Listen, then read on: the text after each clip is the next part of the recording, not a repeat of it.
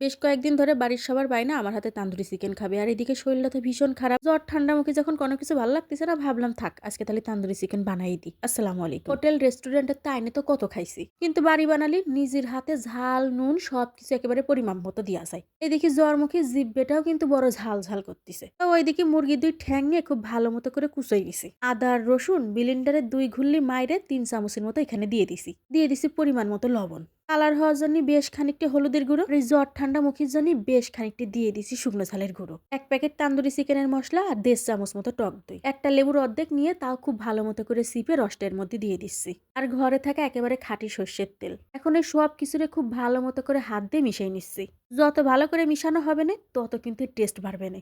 মাখানোর ঠেলায় মশলার যে ঘিরানটা এখনই শুরু হয়েছে, চুলোর উপরে দেবো কি মনটাই তো চাচ্ছে কাঁচা ঠ্যাঙের উপর কামড় একখান মেরে দিই। খুব সময় নিয়ে খুব ভালো মতো করে দুটো ঠ্যাং দিয়ে ভালো করে কিন্তু ম্যারিনেট করে নিচ্ছি। ছুরি দিয়ে ওই যে আগের থেকে খুব ভালো মতো করে ঠ্যাং দুটো কুচই নিলাম, যাতে মশলাটা ঠ্যাং দুটোর ভিতরে খুব ভালো মতো করে ঢুকে থাকে আর খুব ফ্লেভারফুল হয়। হাতে 5-7 মিনিট সময় নিয়ে খুব ভালো মতো করে এটারে ম্যারিনেট করে প্রায় আমি 2 ঘন্টার জন্য আলাদা করে রেখে দিচ্ছি, যাতে এটা খুব ভালো মতো করে সেট হয়ে যাক। 2 ঘন্টা পর ওইদিকে কড়াইতে বেশ খানিকটা সর্ষের তেল ঢেলে দিয়ে একটা বিরাস দিয়ে খুব ভালো মতো করে তেলটারে বিরাস করে দিচ্ছি, যাতে তেলটা পরিমাণে কম লাগে। 2 ঘন্টা পর আমার এই তান্দুরি চিকেনের কালারটার দিকে চাই দেবো, মনে তো হচ্ছে এখনই খাওয়া যাবে না। তা খুব সাবধানে কড়াইয়ের উপর ওই মুরগির ঠ্যাং দুটো আমি আস্তে করে দিয়ে দিলাম। এই বাকি মশলাটা আলাদা করে সাইডে রেখে দিচ্ছি। ঠ্যাং দুটো খুব ভালো মতো সিদ্ধ হওয়ার জন্য একটা ঢাকনা দিয়ে ঢেকে রাখতেছি 5-6 মিনিটের জন্য।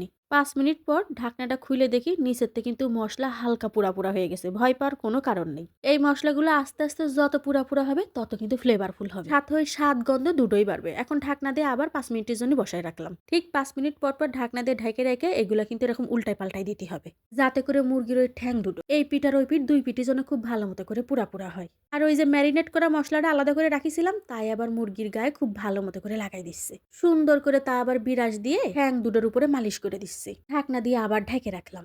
আবার 5 মিনিট পর ঢাকনাটা খুলে দিয়ে ঠ্যাং দুটোরে আবার উলট পালট করে দিলাম। এই সময়টায় কিন্তু চুলের পাশে তাই 1 মিনিটও কোনো জায়গায় সরে থাকা যাবে না, তাহলে কিন্তু এই তান্দুরি চিকেনের আসল স্বাদ ফ্লেভার কোনো কিছুই পাওয়া যাবে না। তান্দুরি চিকেন কিন্তু আমার প্রায় শেষ। 2 মিনিটের জন্য চুলের পরে রেখে দিচ্ছি। আর এইদিকে 2খান নান রুটি তাই আবার খুব ভালো মতো করে সাইজ মতো কাটে নিচ্ছি। তাই আজকের ওই নান রুটি বানানোর মতো সময় আর ধৈর্য কোনোটাই আমার ছিল না। এই জন্য রুটি 2খান দোকানেতে কিনে নিয়ে আইছি, যাতে করে শর্টকাটে আগে মুখের মধ্যে খাবার খান দেওয়া যায়। নেও ঠেলা এখন সুন্দর মতো একখান প্লেট নিয়ে খুব ভালো মতো করে আস্তে ধীরে সার্ভ করো। ডেকোরেশনের প্লেটে আগে মুরগির ঠ্যাং 2খান বসাই নিছি, নান রুটি আর সাথে আমার এই স্পেশাল মেয়োনিজ। ভিডিওটা বেশি বড় করবো না, এই জন্য আর মেয়োনিজের রেসিপিটা তোমাদের সাথে শেয়ার করিনি। এটা ইনশাল্লাহ পরে একসময় দিয়ে দিবা না। আগে সবাই ভিডিওটা দেখে অবশ্যই কমেন্ট করে জানাও তোমাদের এই শর্টকাট তান্দুরি চিকেনের রেসিপিটা কিরাম লাগিছে। তোমরা কমেন্ট করতে থাও আর আমি খাতি লাগি। আজকের মতো চলে যাচ্ছি, টাটা।